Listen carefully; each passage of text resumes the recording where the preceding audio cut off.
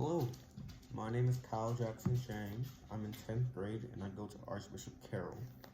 And today I will be reading to you all the story of When the Beat Was Born by Laban Carroll Hill.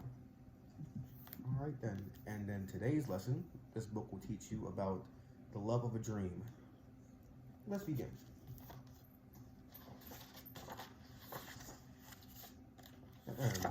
Clive loved music. It doesn't matter what happened, whether it was a wash, scat of driving trumpet, a sorrowful twang of sad voice, or the belting boom of a gospel singer.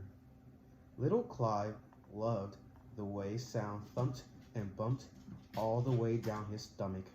When he loved the way the music made his feet go hip-hop, hop, hippity hop. As you can see, we have Clive here. All right then. Little Clive lived in Kingston, Jamaica. His hero was a DJ named King George, who threw the biggest and baddest house parties in the neighborhood. Of some certain lane, on Saturday nights, everybody who was anybody made their way to some certain lane for King George hot dance parties. Here we have little Clive looking over the fence at King George. Little Clive was too young to go to the parties, so he went to the house when King George and his little friends were sitting up during the day.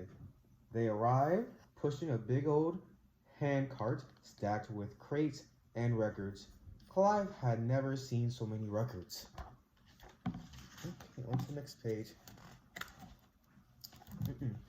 He imagined himself as a DJ, surrounded by all those records, choosing just the right song to get the party jamming.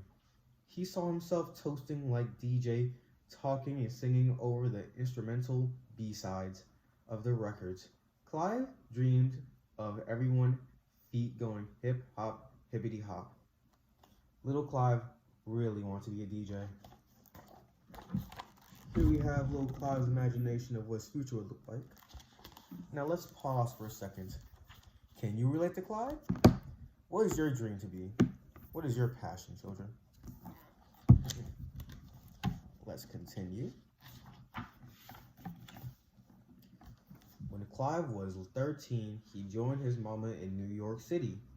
Clive wasn't sure he liked his new neighborhood in the Bronx. It was cold. He had to wear silly winter hats with ear flaps, and every day made fun of him. Here we have Clive in his new home city. Here's little Clive for you, with his silly little ear flaps on. On to the next page. But Clive did find one thing besides music that made him feel like he belonged. Sports. He ran track and lifted weights. He played basketball at the neighborhood playground. Soon little Clive was no longer little. He had grown to 6 foot 5 inches tall. He called himself Cool as Clyde, after his favorite basketball player, Walt Clyde Frazier. But the kids on the basketball court took one look at his size and called him Hercules. Clive cut the name short to Herc and then added cool with a K to make it just right. Cool Herc. The best part of being big was that he could go with his mama to the neighborhood house parties where he listened to the hottest tunes and danced like crazy. Clive loved these parties. They were just like the ones he stood outside of in Sunset Lane. Here we have Big Clyde now, or Cool Herc, playing basketball with the neighborhood kids. On to the next page. But children, let's pause for a second. Do you have a nickname you like to go by? What's yours? One day, Cool Herc's father bought a monster sound system, a giant 6-foot speaker. But when he hooked hooked up the system, instead of a really big sound coming from the speaker, a little mumbling sound trickled out. Kool Herc spent days switching wires and plugs, things into things, until one day the sound was big, not just like Kool Herc, but big like an entire block in the Bronx. Here we have Clyde is sitting in front of the speakers as soon as the loud music started blasting. On to the next page.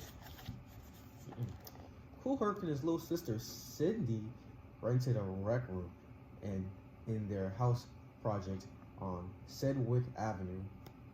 They hand wrote invitations telling everybody when and where to get their groove on. They posted cards around the neighborhood. They set up their father's sound system on the night of the party. Everybody who was anybody was made their way to Sedgwick Avenue for Kool Herc's hot dance party. That's when Kool Herc became DJ Kool Herc. Here we have Herc living out his dreams and loves of music by becoming a DJ. Next page. DJ Kool Herc noticed that dancers danced crazy hard during the breaks in the song when the lyrics ended and the music bumped and thumped. Herc knew that that's what dancers wanted, so he plugged in 2 turntables instead of 1.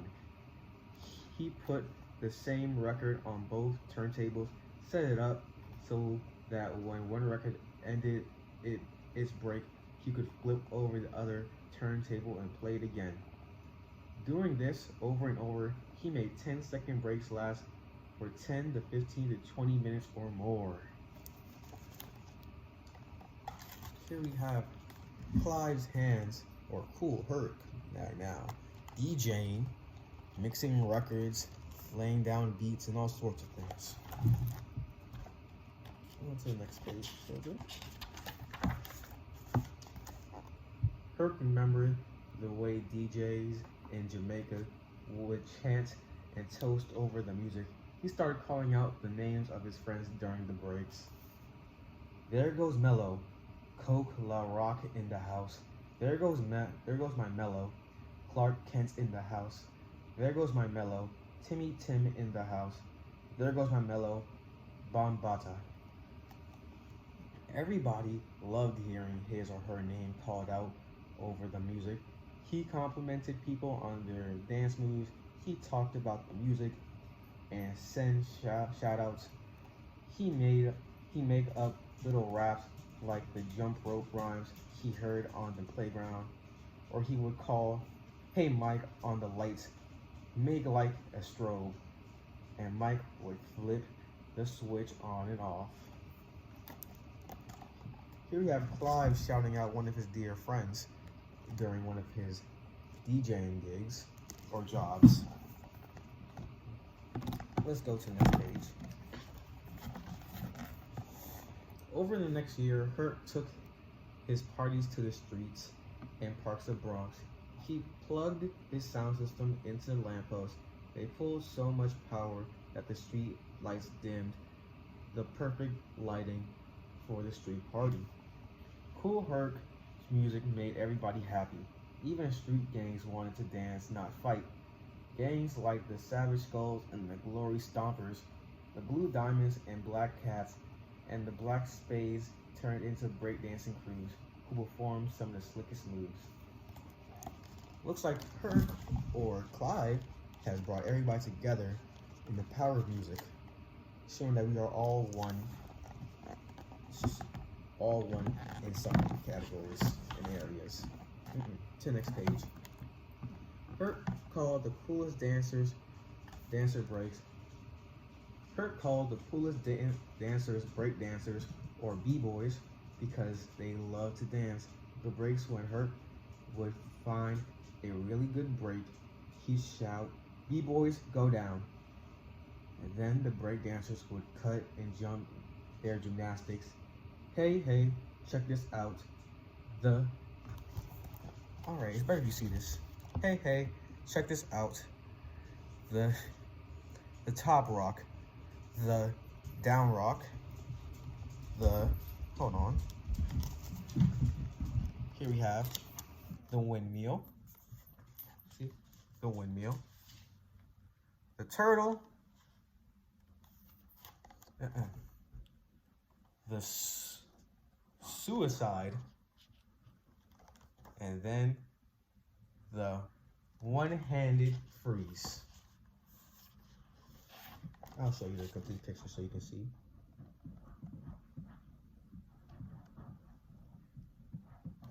Do not try these moves at home, kids. Next page. Kurt gathered a crew of friends to rap behind the DJing. He invited Coke Rock, a Jamaican friend, to rap. He called him Masters of Ceremonies, or MC. Coke knew all about toasting like Jamaican DJs. He was the first Herc crew of the MCs, called the Herculoids. Herc introduced them with a rap.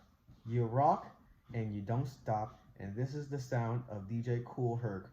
And the sound system you're listening to is what we call the Herculoids. Here we have Herc and his friends DJing and rapping and singing at his parties.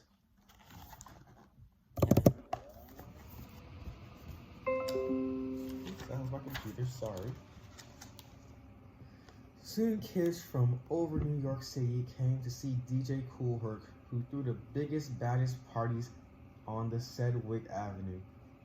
Africa, Bambaataa, Grandmaster Flash, Jazzy Jeff, and dozens of others wanted to be DJs just like Kool Herc. There, no story can't be told. There's no horse that can't be rode, no bull can't be stopped, and ain't a disco we can't rock. Herc, who's the man with the master plan from the land of Gracie Grace. Herc. I'm sorry to show you. You got a picture of the line that Herc gathers whenever he has a party showing his talents.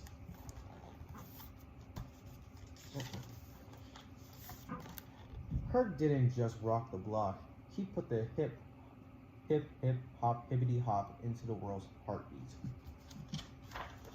And that's the end of the story, children. Sorry. Here's the last page showing a grown Clyde, or Kool Herc. Now, you like the story, kids?